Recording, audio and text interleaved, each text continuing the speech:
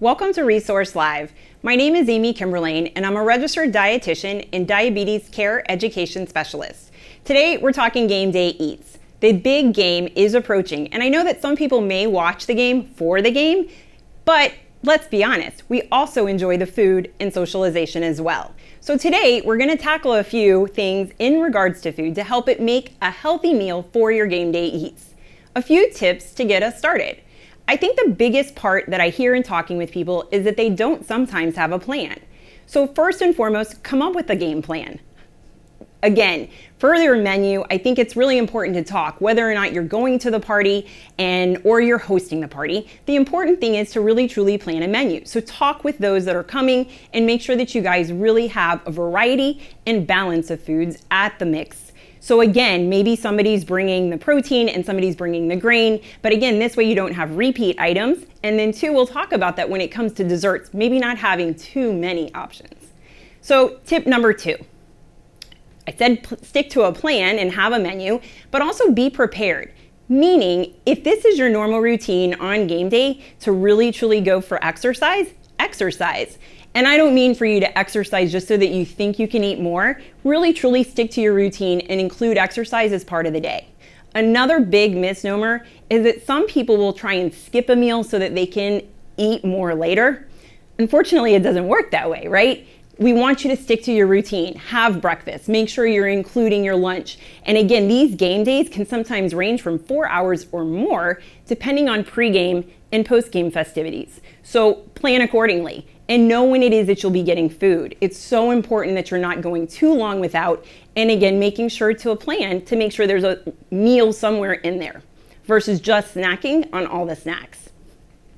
Tip number 3, be mindful. I know it sounds kind of obvious to kind of think about what you're eating, but how many times do we sometimes find ourselves surrounded by the buffet table? We're socializing, we're talking, and all of a sudden you're eating, but you don't really pay attention to what it is that you're eating. My suggestion, serve a plate, walk away, and continue to socialize. It sounds obvious and simple, but I know that we find ourselves doing that sometimes, where we'll continue talking and really doing that hand-to-mouth kind of option and not even pay attention to what it is that we're eating. So again, really truly be mindful when it comes to the food that you're eating. Another important tip is to really pay attention to your portion sizes. Again, sounds really obvious, but when there's so many options available, it's important to know what you're putting on your plate, aiming for balance, aiming for variety, and aiming for moderation. And we'll go through some of the examples that I have here today. But truth be told, sometimes the appetizers could even be a full meal. And so again, go back to the timing of your meals and really truly pay attention to, again, the timing and knowing when you're eating, but also again, spreading the food out so that you're not just munching the whole time. I'm not one to count calories on a big game day because this is the big game. But keep in mind, football season is 17 weeks long. And if you're celebrating every week, sometimes those festivities turn into a frequency. So we definitely want to pay attention then to how we're loading up and building a plate. But the portions come into play in making sure that you're really truly kind of getting a variety in. Now this ties into my next tip, which is not the norm, but show some love to the fruits and veggies. I know that most times people don't bring vegetables to parties, but I would tell you that 9 times out of 10, if you bring a vegetable, people will eat them. We're gonna talk dips in a minute, and I think again, it comes back to, unfortunately, a lot of the foods when we're talking about it can be heavy in fat and laden in sugar and sodium. So again, how does it stack up and how can it really fit into the mix? We'll talk about it in a moment, but again, keep in mind that those dips, again, can be heavy in calories, and all the appetizers, as I mentioned, could in turn turn into a meal. But the key point is vegetables can help you hydrate, and they also have fiber, which actually can help you to fill up. Not a fake fill up, but really truly helping to, again, watch with portions and balance your plate. So really important to include them. Now, I just touched on bringing vegetables to a party, and I know where it's not a norm. Keep in mind, I think frequency plays into, again, how we're eating over time. I know I watch football all season long, and so it is kind of a party each week. But again, by building in new norms, new healthy habits, vegetables can be a part of the mix. Our next one is to make sure to move. Now, I know this isn't really a food tip, but I have to be honest, on game day, how about fun would it be to go out and actually throw the ball and have a football game of your own? Go for a walk, play fetch with the dog. Again, a lot of different things that you can do during some of the downtime because you might be watching commercials for a certain reason, right? But again, keep in mind, movement is critical. And again, that just helps so that you're not sitting the whole time. So again, not a food tip, but a great tip to keep in mind. So let's kind of take it away and look at some of the spread that I have. First, when you think about appetizers, I mentioned it to you. The dips can really be high in fat and sodium. So again, I think it's important to keep that in context and keep in mind some of the portions that you're eating. But here's the fun thing today. I actually brought in 2 recipes that we do here at Baptist Healthy. You can search for it on social media with the hashtag Baptist Healthy. The first one is our shrimp ceviche. Again, a fun seafood example of food that you can bring in with a little guacamole underneath. Now that below looks like a corn chip, but it's actually a healthy whole grain cracker. So again, here's my key tip. When you're looking at appetizers, you're trying to throw something in that is healthy and it's like a simple switch out. So here I did lean protein from seafood. I did a healthy fat from the guacamole, and I did a healthy whole grain cracker that even kind of looks fried, but it's not. So again, really great option for an appetizer. And again, keep in mind, a couple bites, right? I didn't fill the plate up today, but of course on game day there would be more. Next, vegetables. I told you I'd make it a part of the mix. Super fun to include for the crunch. If any of you are anxious football watchers out there, a crunch can sometimes help ease anxiety, guys. But again, the key one there is the dip. So it looks like ranch dressing, but it's actually made with yogurt. So again, simple switch out from something that, again, could be high in fat and calories, but now by switching it out, we've got a great option for you to include on your plate. Last but least on that appetizer dish, looks a little strange maybe to some people, but here's the thing. Sometimes people go for cheese boards when they're doing appetizers. What I did is I made a cheese version out of nuts. So again, I know it may be still high calorically, just as nuts are as cheese, but the difference is the source of the protein.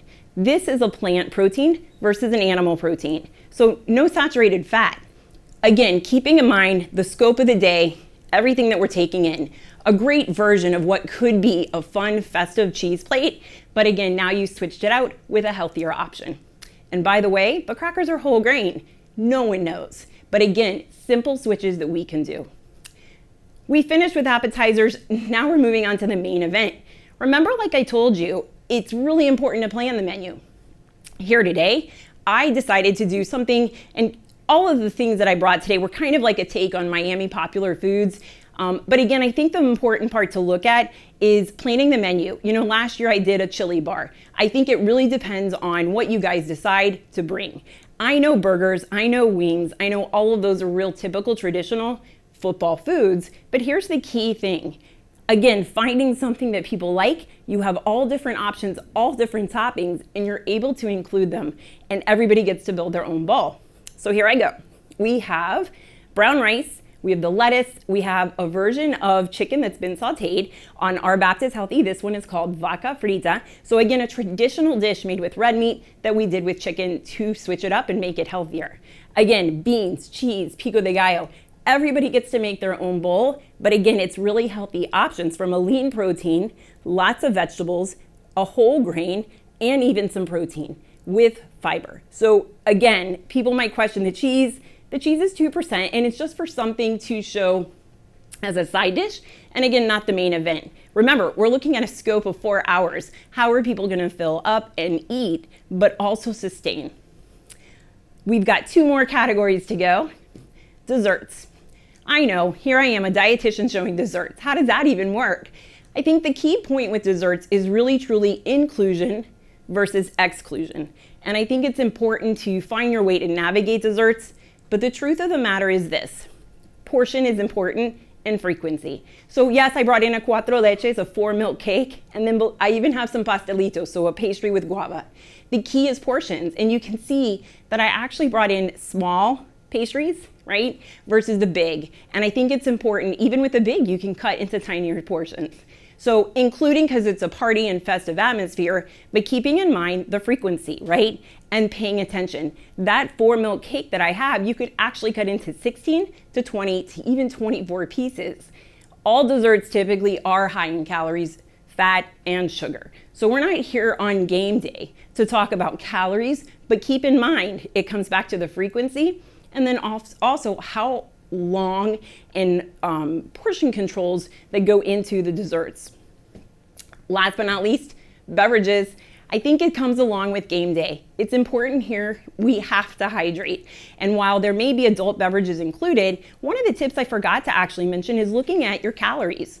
And when you pay attention to beverages by themselves, whether it's soda, whether it's juice, whether it's alcohol, all of that plays into the mix. So I think it's really important to think about your whole day from food, but also pay attention to those liquid calories.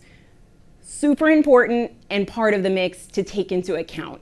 I always tell people, again, when you go back to amounts of what people would say are a recommended amount for alcohol, it's 1 drink per day for women and 2 drinks per day for men.